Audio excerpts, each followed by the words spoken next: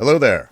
Welcome to episode 36 of Bow and Blade, a podcast brought to you by Medievalist.net, your home for all things medieval on the internet. Bow and Blade gives you a seat at the bar as scholars of medieval warfare go beyond the Wikipedia articles to talk about the debates and the questions that we're working on today. I'm Michael Livingston, Distinguished Professor at the Citadel, the Military College of South Carolina. And I'm Kelly DeVries, Distinguished Visiting Professor at the Air Force Academy and Professor of History at Loyola University. And look, Mike, we've got a third. And we have a third. So today is a special day here on the podcast because we're joined by our friend Nicholas Morton, a professor at Nottingham Trent University. He's calling from across the pond.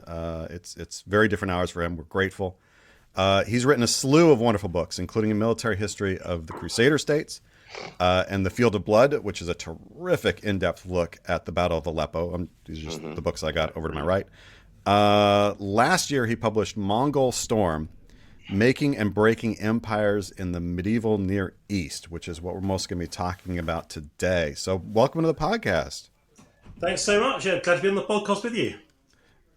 Very nice to have you here. Your book is amazing. Thank you. Your book is amazing. All your books are amazing. I only mentioned two. Like, you got a whole bunch of them, and your publishers are like the who's who. It's Oxford Basic. You're nailing it, man. We always kind of start with what we're drinking at the bar. What are you drinking, Kelly? Well, as we're going to talk about the Mongols today, I was thinking fermented mare's milk, and then I thought, no, I'm not drinking fermented mare's milk. They better have found some place that they could. I presume that their Hungarian besieging force that they've brought in are drinking some nice Hungarian wine. So you're not going to run with some Eric or whatever it's called? No, I don't think I still wonder how they ever ran with that stuff. I don't know. What are you thinking you might be drinking at the bar today, Nick? Yeah, Eric doesn't agree with me, so I can't say that. Nobody's drinking it. Fermented. No, I'm afraid not. Unlike Kelly, I'm not tempted by kummis either. No. God, I just, and it takes like 60 horses or something like that to get enough horse milk to. Just everything about that sounds horrible. Speak of the Mongols. Can you tell us, for those, look, we all heard the name Mongol, right? Anybody listening to this podcast has heard that name. What do you call, like, what is a Mongol to you? Well, that's a very good question, and it's tricky. So the Mongols, or Moals, they begin as a distinctive community in Mongolia. But over time, as the Mongol Empire expands, the Mongol Empire, let's use a delicate word and say enrolls, defeated peoples into the Moal people. And once you've been enrolled, that's it. You fight, you live, you eat, you cut your hair. Like a Moal, because that is what you are. You are now a Mongol. And so it's a criteria that stretches it. In fact, it's one of the things that makes the Mongols so effective because, of course, with every community or society that you overthrow, your own forces get bigger. And just in case, you're tempted to think, I'm not going to fight for these people who overthrew my society. They've worked that one out. Because if you run away from battle, once you've been informed that you are now a Mongol, then you do so knowing that the remaining 9 members of your squad will be killed because you've deserted. And if your entire squad deserts, they've thought of that too, because the 100 members of your company will then be killed and so on and so forth. So you're going to be a Mongol whether you like it or not. Yeah, peer pressure. Peer pressure for sure. So it begins as a kind of biological unit, but quickly loses that. Then is what you're saying. Over time, it becomes much more of a mix. As a people group, as a community, and absolutely, then it begins to expand as the identity shifts. Yeah. Do you think this is a step thing? That this has happened also? If we look at the Huns, or if we look at the Magyars, before coming off the steppes. I know we see similar situations with the Islamic invasion, well, Islamic expansion, but without the results being you're now a Muslim, you're now a fighter. I don't know. Do you know, is that something shared in common, Nick, with other steppe cultures? Or Yeah, that's a good question to ask. I'm not entirely sure of the answer. All I would say is the Mongols do it dramatically more than anyone previously, and it's not necessarily something that a privilege everyone gets. I say privilege in inverted commas here, because there's other things they'll do with you too, of which becoming a Mongol is by far the least worst. Um, Yeah. Okay. the others Okay. would be that you get herded towards the Mongols' next target. So let's say a nice big fortified city, and then you are informed that your job is now to run as fast as you can towards the opposing city's fortifications and absorb as many arrows and catapults, ammunition as you possibly can, or you just get killed. So actually, becoming a Mongol by that criteria doesn't look so bad. No, no, if those are the choices. yeah, do you want to be fodder? Do you want to be dead? Or do you want to be one of us? Okay. You might even drink the milk at that point. You might even drink the milk, drink the Kool-Aid. So these, obviously, as you said, part of this is their ability to take over other neighbors, to take over the next target, right, and to grow stronger in the process in this amazing organized method of warfare. One of the things you really concentrate on in your book, Mongol Storm, which again came out last year, fantastic book. Everybody needs to go out and buy it. One of the things you really did is actually tell the story of the Mongols in a slightly different way than I think a lot of people had. A lot of people told the story of the Mongols, essentially from a Mongol perspective, and you just flipped the mirror around, right, and told the story about the Mongols as they were being received, around the world, essentially, at that I point. didn't please everyone. I got some pretty hostile Amazon reviews for doing that. But That's a badge of honor for all of us. Yeah. If you're receiving bad Amazon reviews, you've done something right, I think. Most people liked it, but yeah. Yeah. I got some 0 stars to my name. So what brought you to do it that way? I mean, that you decided to take that tack. Sure. So there's 2 points I want to make to responding to what you just said. The reason I chose that approach is quite straightforward. I was interested in the Mongols for themselves, but I was much more interested in the way that they changed the rules of the game in the Near East, the way that they brought about such huge changes, not just to themselves, but to everyone else.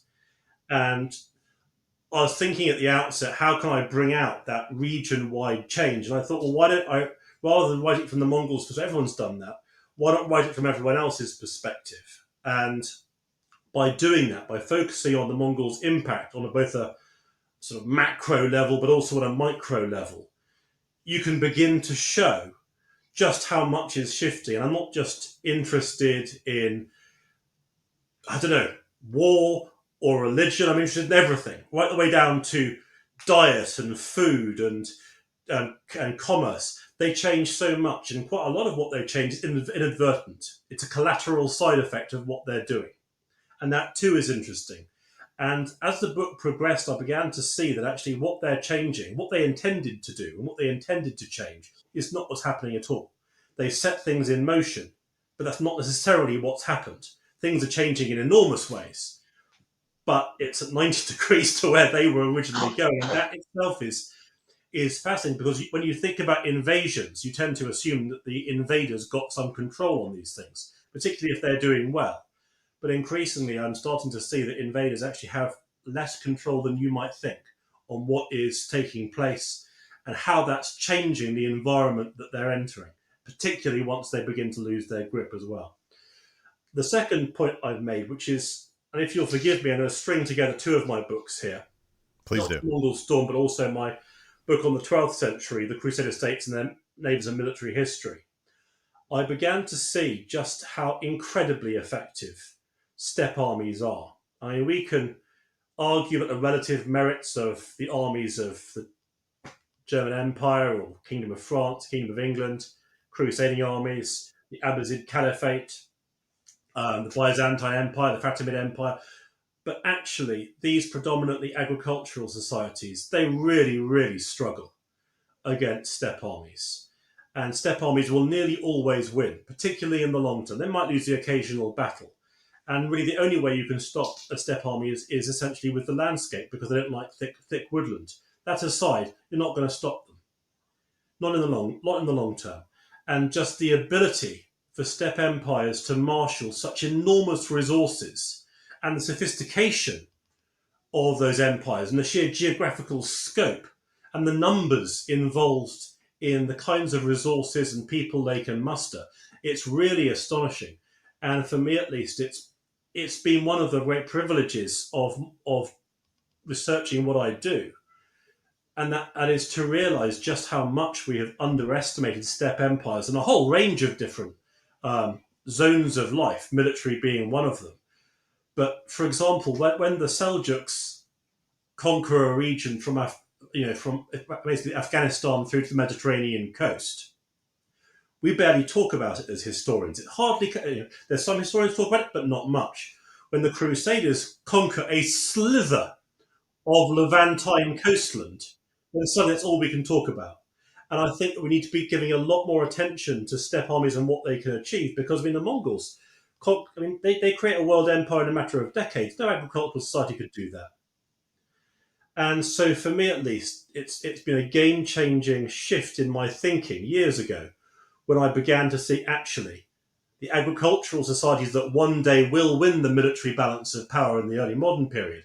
That is not what we're looking at in the medieval period at all. It's the other way around. What about these the situation that the Mongols under Genghis Khan and then later under his immediate successors, they do extend into Hungary, they extend into Russia. They don't seem to come down into the Middle East or into Persia and the Middle East until later. Have you got a good reason why that's the case? Why are they holding off in coming down on these very wealthy cities that are in the Middle East? They do it in phases. So they originally staged their first invasion into the Khwarezmian Empire in 1219, following the famous Utrar incident, where a group of Mongol merchants is executed by the local governor. And they conquer Transoxiana, which is sort of the steppe border region facing Persia, in 1220-1221. There's a limited amount of resistance there. There's more resistance in Afghanistan, which they take soon afterwards, and then the remaining Khwarezmian forces manage to get into northern India and away from the Mongols. And then there's a lull. And it's in 1230 the Mongols invade again.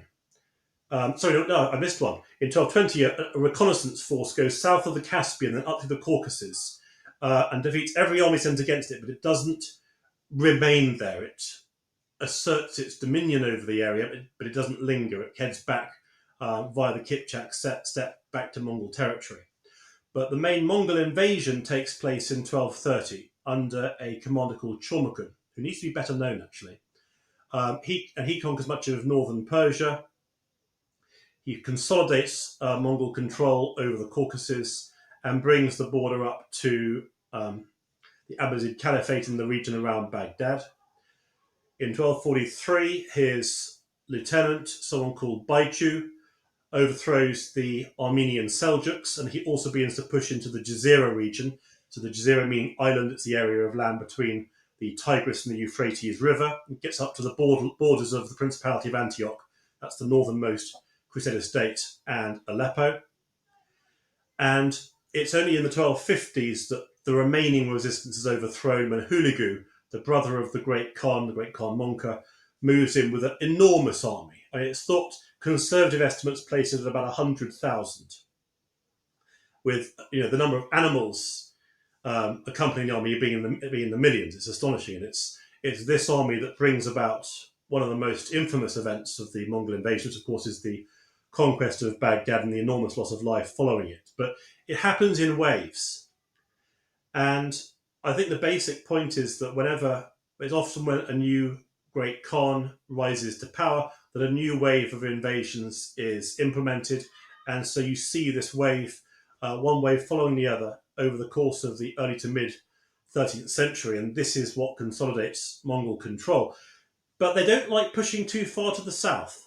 They're very happy to accept the southern Persian dynasties and societies simply to submit to them. They don't tend to like send the armies right the way down to the northern coast of the Indian Ocean. I'm guessing because it's just not suitable for their flocks and herds and their nomadic way of life. They tend to prefer to stay in the Caucasus, where you've got good grazing around Azerbaijan, northern Persia, the sort of the periphery of the Caspian Sea, but also into the Jazeera and Anatolia. They like that area. It's got good grazing. But they really struggle pushing their way south from there. Yeah, and one of the things that I'm sure listeners are already hearing is you're talking about the the magnificence of this impetus, right? This extraordinary accomplishment that the Mongols have, again and again and again, and you haven't mentioned the one Mongol they all know, Chinggis Khan, Genghis, however you're going to pronounce it. There's kind of a Eurocentrism, right? That's baked into most of the way we think about Mongols. We think about how they affect specific things in Europe and sort of ignore everything that comes before. And one of the wonderful things you do in Mongol Storm, and you're doing for us today, is to be like, that's one front of what's happening, because the Mongols are having this massive effect around the known world at that point, that people won't have heard of, that they won't know about. You mentioned the Baghdad. And what percentage of people in Europe and America know about that event is probably painfully small versus the number that have heard of Genghis Khan, right, and have some weird notion about that. Much less Wrath of Khan. More know about that. Still, that's a totally different thing. So yeah, I think there's this really this awesome thing that you're doing in many respects is also just bringing a bigger perspective to what the Mongols are as they affect humanity, not just in Europe, but everywhere, as you said. Yeah, I mean that's one of the big objectives of the book, is to try and give a more sort of global dimension. I mean, it's the Near East that I'm focusing on, but of course the Near East is the crossroads for so many different seas and regions, that when you tell the history of the Near East, you generally end up telling the history of everywhere, or at least alluding to it. But yeah, no, the Mongols bring about a lot of changes, and a lot of those changes are centered in the Near East. So, for example, technologies. It seems likely the Mongols were involved in the transmission of the maritime compass to the Mediterranean. But much more importantly, they're also widely thought, and I know that's a sign that you do in your research too, Kelly, they're also widely connected to the transmission of gunpowder. And I definitely think so. That is a multi-continent phenomenon that will affect world history full stop, including Western Europe, but of course not in any way limited to it. So that's a really big one. Yeah, I think the definitely the in associating these technology, bringing the compass. The others thought is that it comes out of this Horn of Africa. It comes north, but the gunpowder, I think there's no question, they're the conduit from China into the West. Building on what Mike says, and of course, Genghis Khan is very important. Is it possible that when the Mongols do rise up, when steppe armies do rise up, they need that charismatic leadership to guide them? Because the only other person we think of it in the context of a steppe army is Attila and the Huns. Yeah, so in the big invasions from the steppe, whether you say the Huns or perhaps the Seljuks or the Mongols, they do tend to consolidate around either a leading individual or a leading family.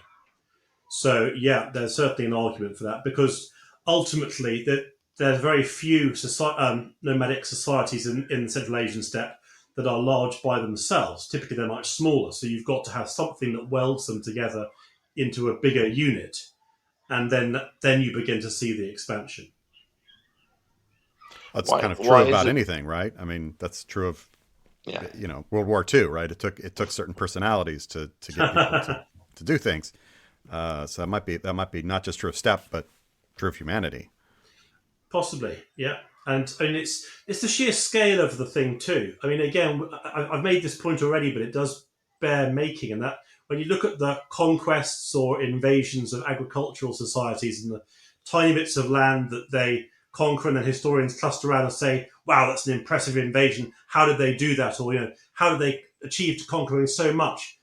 I mean, these are ant bites compared to what nomadic societies are taking. It really is astonishing.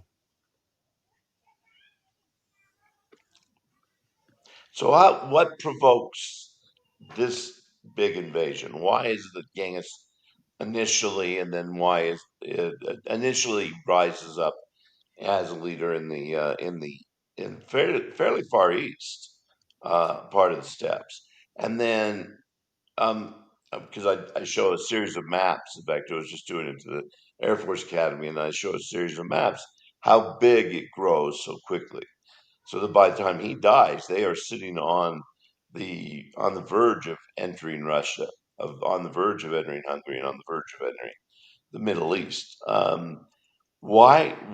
Why is he dissatisfied? Why does he decide to expand like he does? Okay, so Temujin, which is his name before he took on the title Genghis or Mm, Chinggis Khan, um, he felt he had received a mandate from heaven from Tengri, the eternal sky. Now, historians argue whether Tengri can be um, used as a sort of synonym for God, whether it's a sort of spiritual force. Either way, he feels he has received a spiritual mandate from the eternal sky to rule all human civilization.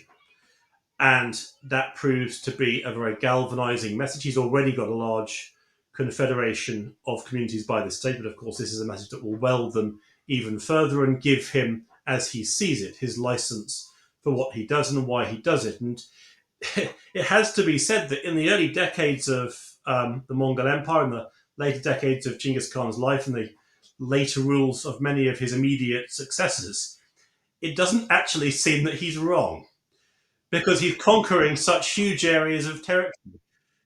But at its height, the Mongol Empire encompasses China, Russia, all the way up to the borders of what's today Eastern Europe, so Hungary and Poland and places like that. The Near East, Mongols push all the way through, greatest extent, to Aleppo in northern Syria, and then they even try and advance into Southeast Asia. So the scale of it is huge, and the message does very much seem to be, and it seems to have been deeply believed, that the Mongols believe that they are doing what they are doing because they have a spiritual mandate to rule all human civilization, and that is it. No compromise, no exceptions. That is what they have a right to do, and that, in some ways, that helps to galvanize what they're doing because it gives their unconquered neighbors um, some very simple choices. You can submit to Mongol authority. You can acknowledge the Mongols do have a right to rule you, just as they have a right to rule everyone else. And then you can live as a client state under Mongol rule, sending a tribute to the Mongol Empire. And the earlier that you submit, the lighter that tribute will be. If you've had to be overthrown, if the Mongols have had to put themselves the trouble of invading you, it's going to be a lot tougher. Or if you don't submit at all, if you have to be actually invaded, that's option two, in which case the Mongols will invade and they will not be gentle.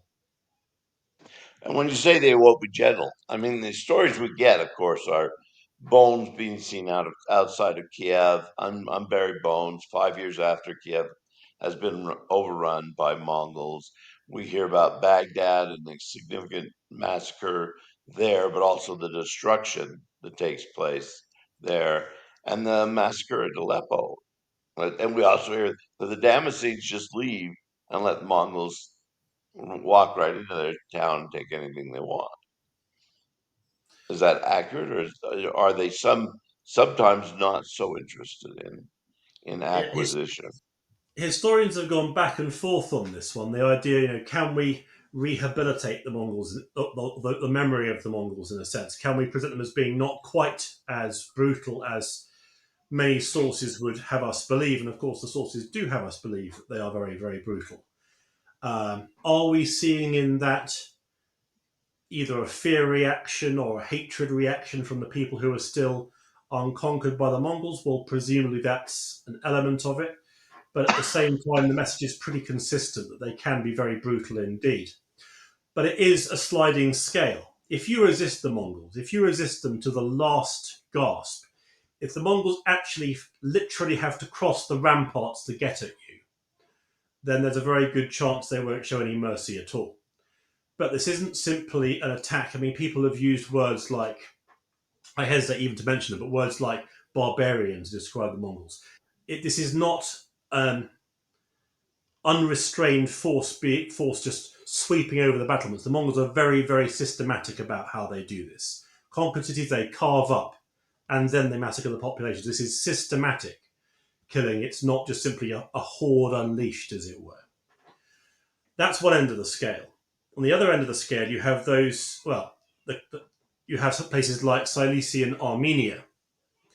The Silesians realised very quickly in the 1240s that they are not going to be able to defeat the Mongols. There's no point even trying. They're a small kingdom. Their armies are tiny compared to what the Mongols could put in the field. There is no point offering resistance. And so as a result, even before the Mongols have got within 100 miles of them, they send out emissaries and submit to the Mongols. The Mongols appreciate this because the Armenians at least pay lip service to the idea that we accept you have a right to rule all human civilization. They speak back to the Mongols what they want to hear. Now, of course, the Mongols have a very different incentive in that kind of scenario. They want to be seen to be lenient, pour encourage les autres. Well, why wouldn't you? Because other societies can be induced to do similar things. They can be set up as an example. And to the Armenians, they don't have to suffer a Mongol garrison, although in fact they request one at one point, but it's not there to hold them down in the same way that other garrisons are.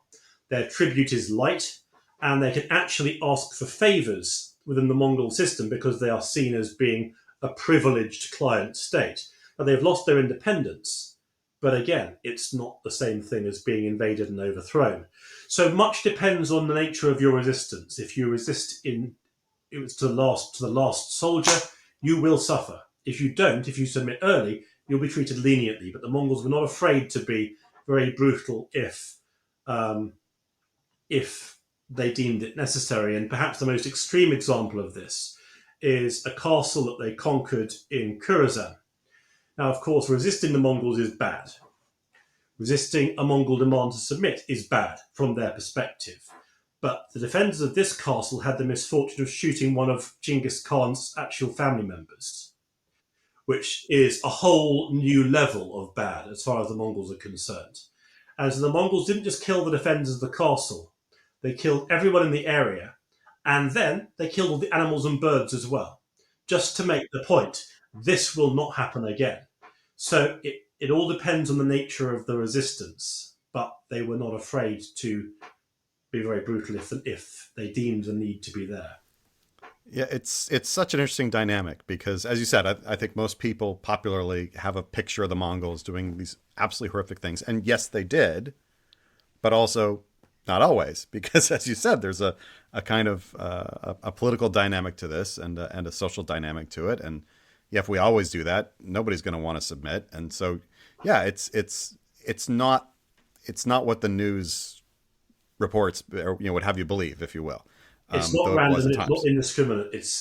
They know exactly what they're doing, and it seems strange to talk about things like boundaries to the Mongols' sort of military actions in this way, but they have clear ideas about what they can do and what they can't do, what is in their interest and what is not in their interest. And they're quite regimented about that. Mongol armies are very, very disciplined. They're not just as I mentioned, they're not some kind of horde unleashed. It's much more structured than that. And within that structure, within that discipline, what happens to the soldier who isn't disciplined? Do we know? They're not going to last very long. That's just simply it. Discipline No is retirement plan. absolutely rigid. And to such an extent, the Mongol way of organising their armies, it's a decimal system. So you have squads of 10, companies of 10 squads of 10 in a company of 100, 10 companies of 100 in a in a regiment of 1,000, 10 groups of 1,000 in a larger force of, or two men, as the Mongols call them, of 10,000. And it works tremendously well. And the Mongols are very disciplined. Discipline is absolute. And it works so well, you've actually got envoys from Western Christendom observing this structure and say, you know what, we should be doing this too. And so you've actually got a papal envoy recommending to the crowned heads of Western Christendom that they should adopt the Mongol decimal system in their own armies. Is this one of the reasons why these Franciscans and Dominicans keep getting sent there before the big invasions of the Middle East? We have John of Planocarpini and William Rusbeck, and they're all going to the Mongols. Is that just out of curiosity? Is it a religious thing, or is it in fact that they are learning? Yes. all of them. Score. Yeah. So yeah, I mean, this is the papacy has two main interests here. First of all, the papacy, probably with the crowned heads of Western Christendom clustered around and sort of pushing him towards this, they want to know who these people are. There's very little prior knowledge of the Mongols previously. There's not much more knowledge of them in other societies in the Near East either. They do come out of a clear sky as far as many people are concerned. So perhaps the number one thing is information. Who are they? What makes them effective? What do they want? What will they settle for? What are their weaknesses? How can they be stopped? These are the sort of the political questions that are being asked. But there's also an awareness very quickly, and again, this is not just Western Christendom. This is from societies across Eurasia. Societies realise that it is not impossible to convert the Mongols to their own religion. Now, the Mongols have their own beliefs, not least their belief that they have a mandate to rule all human society. But it does seem that missionaries and representatives from different faiths, they do seem to recognise or feel that the Mongols could be led to take on their beliefs as well. And so you have this peculiar situation, which is that even if they've conquered an entire region and killed tens or hundreds of thousands of people, the response to this is not people saying, oh, I'm absolutely outraged, how your behaviour is unacceptable. It's exactly the opposite. People begin to conduct charm offensives towards the Mongols. They send their envoys and agents to the Mongols to tell the Mongols how great they are, to tell them that what they're doing was authorised, not just according to the Mongols' belief, but according to their own beliefs. They place them within their own thought world. And they're doing it because they want to steer the Mongols to, well, level one would be to at least see their point of view. Level two would be to back the causes that they're interested in. Level 3 would be to champion the causes they're interested in. And the golden level 4 would be to convert to their religion, to take on within their actual identity the needs, causes, and priorities of that religion, and therefore to act accordingly. Now, that's a really big prize when you're talking about the largest empire the world's ever seen by this point. And so one of the things the papacy and its missionaries hope for, just like missionaries and agents from religions across the continent, is, can you win the Mongols over to your own religion? Because if you can, then suddenly that religion's prospects on a global scale looking rather different. Yeah. What about, and they do that. Islam does that, at least with Hulagu and the group, the Ilkhanate Mongols, the ones that will go into the Middle East. Christianity doesn't have as much success, it seems. They all try. So, I mean, in China, the Mongols convert primarily to Buddhism, but also to other local faiths as well. But the two big Western Mongol empires, the Golden Horde and the Ilkhanate in the Near East, they do convert to Islam. And you're right, the question there really is why. Because they all the local religions try. So you've got an Armenian monk, for example, that tries to sort of weave Christianity into the Mongols' mandate from heaven as they see it to rule all human civilization. And so he's trying to speak back to the Mongols their own language, their own ideology in an attempt to convert them to Christianity. There's also a remarkably large Buddhist community that acquires a presence in the Near East. It doesn't last very long. It doesn't survive the Mongols' conversion to Islam, or at least not when they formally convert to Islam. But for a time, it doesn't seem impossible the Mongols in the Near East will convert to Buddhism. And indeed, Hulagu, who conquers much of the region in the 1260s, he seems to have been fairly closely aligned to various Buddhist leaders in his ranks. But yes, Islam is the religion the Mongols convert to in the long run in the Near East, the big shift seeming to be in the 1290s, although you can see the beginnings of it in earlier decades as well. And there's various reasons for that. For me, at least, one of the big reasons I find plausible is that the Mongols are not the first steppe people to invade the Near East. A century before, or a century and a half before, it was the Seljuk Turks. And the Seljuk Turks are very, very similar to the Mongols in many aspects of their life, culture, and beliefs, at least beliefs pre their conversion to Islam. And William of Rubruck says, well, you can tell the difference between a Mongol and a Seljuk Turk, or a Turk, because the Mongols do up their, They do up their sort of their shirts on one side, and the Mongols do it on the other side. And I was reading this thinking, if that's the way you tell them apart, they really can't be that different.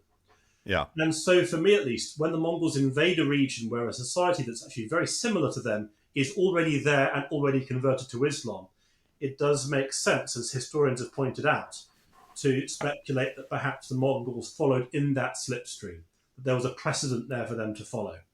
But other possible reasons that historians have discussed are things like the influence of Sufi leaders or Sufi excuse me, of individual Sufis in leading the Mongols to Islam. There have been other reasons suggested as well. Others have suggested it's to do with winning legitimacy with the local populace. There can be various different suggestions made, but those at least are some of the ideas that historians play around with this one. So one of the things I find, and we've kind of danced around this in some ways, in talking about, these missionaries going out, and that's where we get a lot of our information from. I was just looking at Kelly and I's medieval warfare reader, and, we've got Mongol readings in there, but of course they're all, from these missionary accounts, right? It's Master Roger, it's Carpini. Those have a bias, let us say. Sure. How difficult was it for you when almost everything you're dealing with carries that issue in trying to really talk about what's kind of authentically happening here? How difficult was that? Sure. So Western European sources are naturally looking at this from a Western European perspective. Armenian sources are looking at it from an Armenian perspective. Arabic sources are looking at it from, an Ayyubid perspective, or one of the other Islamic societies of the Near East, and so on and so forth. They've all got their various different perspectives, but in a sense, I try to see that as a virtue rather than a problem, because when I wrote the book, I wasn't trying to come to some sort of objective truth that's true for everyone.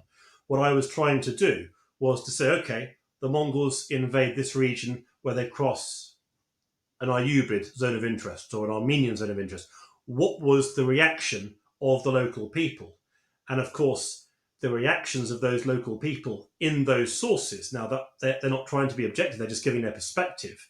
But actually, if you're trying to create their perspective, then you're working with the vein of the sources. And so what I was interested in doing is to try and understand the sources on their own terms, to listen to what they're saying, rather than necessarily challenging them in the sense of saying, is that true? Or can I accept that? It's true in the sense that it is the perspective that's being reported from that particular individual, or perhaps in some cases it's more widely representative, but working with the grain of the sources, saying what can they tell us about perspectives towards the Mongols, irrespective of whether those perspectives are grounded in factual accuracy or not. That's interesting, particularly when you start putting them together. No, it's a perfect answer. Yeah, I mean that's exactly what's awesome about this, right? Is you're not fighting your source material.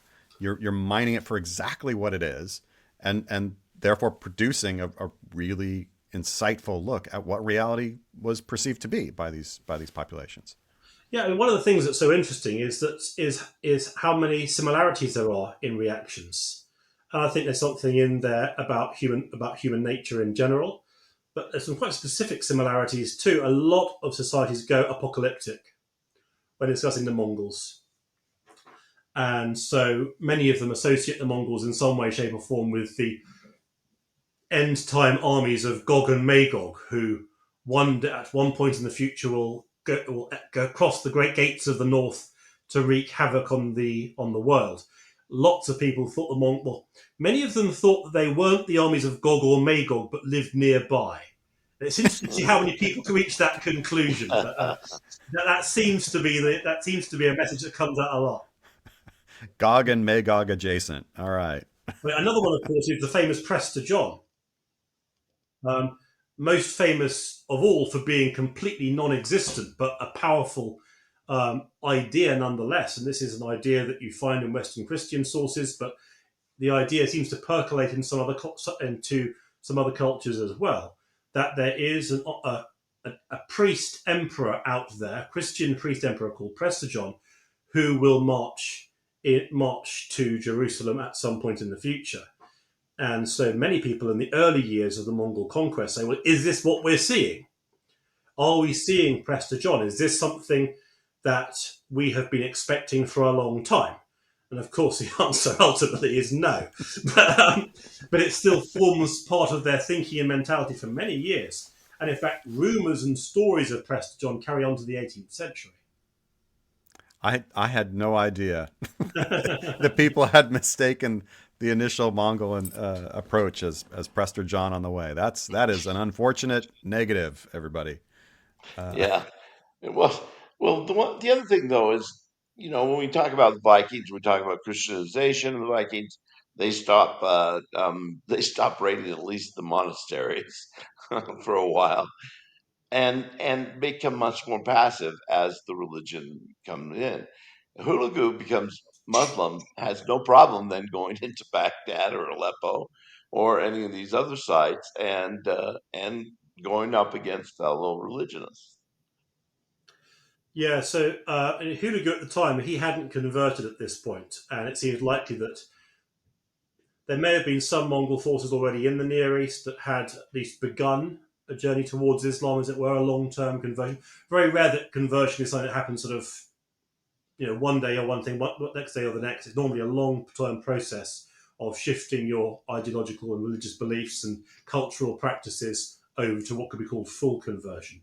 At that stage, the Mongols were at a very early stage. It's really only towards the end of the 13th century you begin to see the Mongol conversion to Islam in the Near East really gathering pace, with the key moment being the conversion of the Ilkhan Ghazan in the 1290s.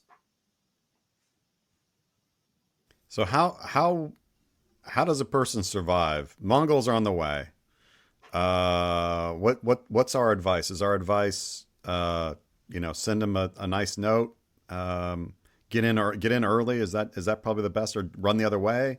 Find trees? Is find trees a fair solution? Find trees makes sense. The Chinese planted huge forests to try and keep out steppe armies, and why wouldn't you? The steppe armies struggle to function in dense woodland. The Byzantines tried to plant trees in Anatolia for the same reason, not to keep the Mongols out, but to keep the Turkmen nomads out. So trees work. It does seem likely that one of the reasons the Mongols never successfully conquered the southern parts of the Near East and never got close to Egypt is because they really struggled with the topography and the climate. So trees work, yeah. But what advice would you give to someone who doesn't have that luxury? For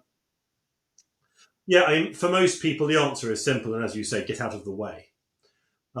And in my view, one of the things that changes the Near East probably more than the Mongols themselves is the sheer scale of the people they displace.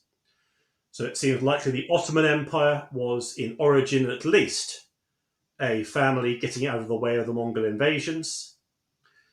The Khwarezmian Turks, they fundamentally shifted the fortunes of the Ayyubid Empire, that's Saladin's empire, and they inflicted a major defeat on the Crusader states, which goes part way to explaining the decline of the Crusader states in the late 13th century. But also because the Mongols conquered areas in the Black Sea region and then sold tens of thousands of Turkic warriors as enslaved people to the Egyptians, you then have the rise of the Mamluk Empire, as those enslaved soldiers then took power for themselves, overthrew their former rulers, and created their own empire. So actually, the map of the region shifts dramatically. This is not just because the Mongols are invading it, but because by one means or another, they're displacing huge numbers of people who are then impacting the region's history. So population movement is a major driver, and some people do get out of the way. But of course, the other thing you can do if you want to survive is, and this is a tricky one, is you can keep a weather eye out for who is coping. Is anyone actually managing to hold them off? And of course, for decades, the answer is very, very simple. No.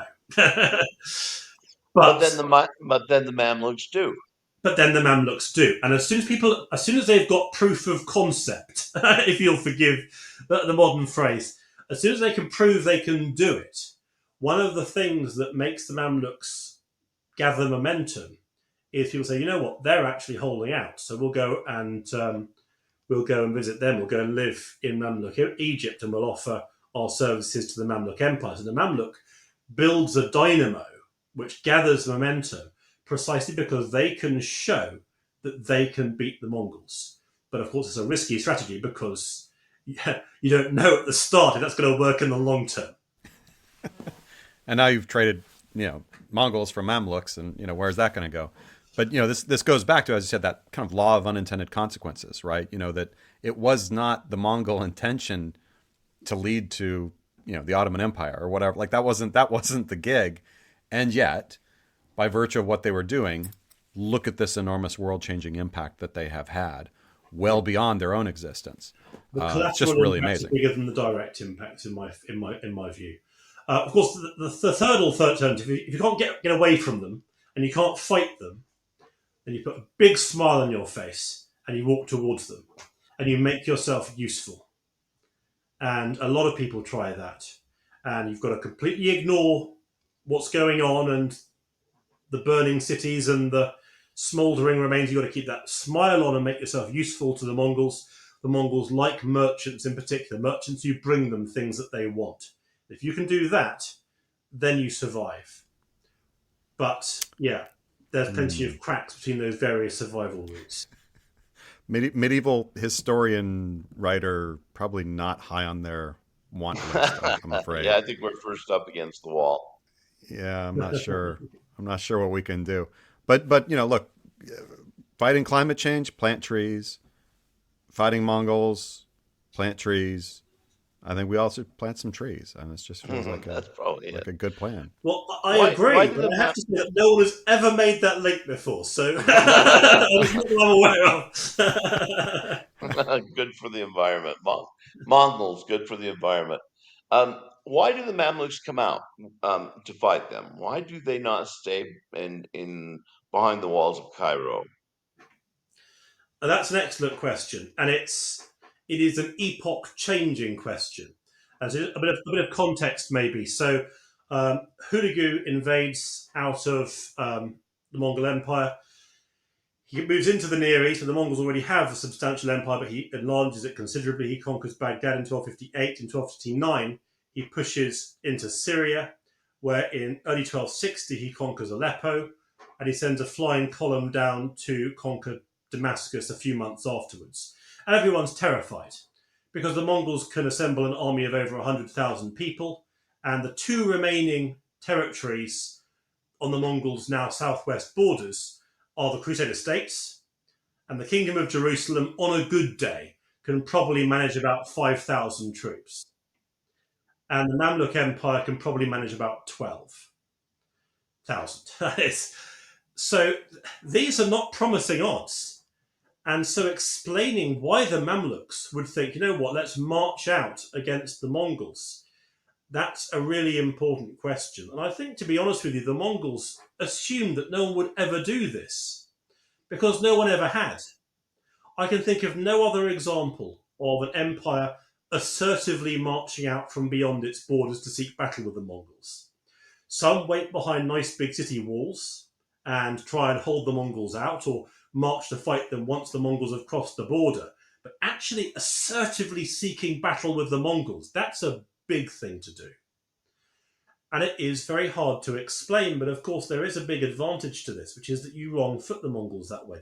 Because they're not expecting it, that gives you an advantage. Now, even so, you can't help thinking, well, it might give you an advantage, but that's still 12,000 against 100,000. That advantage will only take you so far. But it works for the Mamluks, and it works because the Mongols withdraw with the vast majority of their forces back to Azerbaijan because they've heard the great Khan in Mongolia has died, leaving a garrison behind, and it's that garrison the Mamluks defeat. Did the Mamluks know that? Well, it's difficult to say. But even if they did know it, they're still taking on an empire that spent 6 decades not being stopped. So it's a big statement, and it is hard to explain. The Mamluks are a very military dynasty. They're very effective on the battlefield. And it has to be said that when the advance was announced, you have Mamluk commanders saying, look, this is suicide, but why are we doing this? This isn't going to work. And when the Mamluks reach the city of Acre, which is the capital city of the Kingdom of Jerusalem at this point, the Mamluks say to the Franks, do you want to join us against the Mongols? And the Kingdom of Jerusalem convenes in council. We don't want to do this. No. They hedge their bets a bit. They give the Mamluks provisions. They may have sold them horses, but not sending troops to do this. And yet the Mamluks win. It is an astonishing action. I do realise I haven't fully explained it. I suspect because it'll come down to the individual personalities at the time, but it has to be said. It's an enormously gutsy decision. And they nail their colours to the mast early on, because when the Mongols in 1260 send envoys down to the Mamluks and say, okay, so here are your two choices. You can submit to us or face invasion. The Mamluks don't just say no. They execute the Mongols' envoys, which is basically, it's not just saying no, it's saying, it's very assertively saying no, because they know from that moment on, warfare is inevitable. You won't avoid it from that point. The Mongols, or most people, are sensitive about their ambassadors being murdered, but the Mongols place a particular emphasis on that. So it's hard to explain, but the Mamluks, for whatever reason, they decide to resist, and astonishingly, it's successful. Yeah, two big battles. Angelut and Homs are both huge Mamluk victories. Yeah, and Homs is the bigger one. Homs is the one to really pay attention to. Angelut proves they can defeat a Mongol force. They're only defeating a Mongol garrison. At Homs, the Mongols attack and are met at full strength with an army of maybe 60 to 80,000 troops. And that's huge. That's First Crusade sized. In fact, the First Crusade is the only army I can think of that comes anything near to those sorts of numbers. Kingdom of Jerusalem in the 12th century, about 20,000 troops. Saladin's armies at their maximum extent, 30,000. And here's the Mongols with 80,000. And the Mamluks, by contrast, can manage 20, 30,000, something like that. So, again, this is it's an epic scale of warfare. And I remember one historian, I think I quote it in my book, saying the battlefront of the Mongol army was 26 kilometres across. And it's continental scale warfare. And yet again, the Mamluks form up and face the Mongols in battle and defeat them. And it seems that the clinching moment was that the Mamluks targeted the Mongol commander, working on the belief that if they could take the commander down, the army would then break apart, which it did. But again, the odds involved, it's just enormous. Absolutely.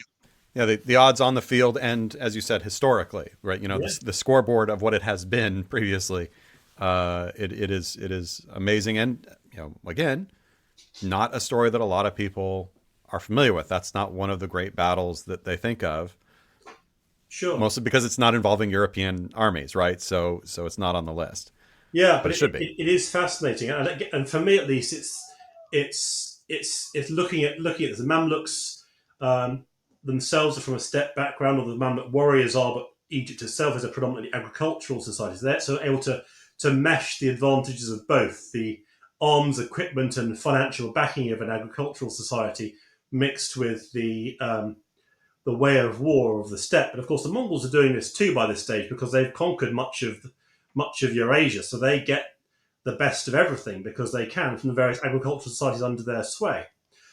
But almost 20 years later, the Mongols do get their own back because they invade again in 1299, and this time they win. They conquer, they defeat the Mamluks, they conquer Damascus. But here's what's interesting: they then withdraw voluntarily. They don't push on further, and that's a very interesting thing for them to do. And that's been very heavily debated. The Templars explained it by saying the Mongols couldn't push much further south because they lacked the grazing, which is quite possible. I mean that's the letter that with the ostensible letter that goes from Hulagu to Louis the ninth to Saint Louis, saying, "Yeah, we'd like to join up because we are lacking meadowland." Are we to give credence then? Is it just a situation where their logistics have failed them? Again, there's a big old debate on this one, and Yes. there are some historians who would give you a straightforward yes. There are some historians who would give you a no. It wasn't a very big factor type answer. I uh, I started off being doubtful, but I'm moving much more towards seeing this as being a bigger factor. Actually, um, the Mongols really do struggle when they can't graze their animals. They really, really do, and the balancing factor to that is that the Mongols are not the first steppe-based society, the first nomadic society to conquer the Near East. And of course, the Seljuks managed to conquer and hold Damascus in the long run.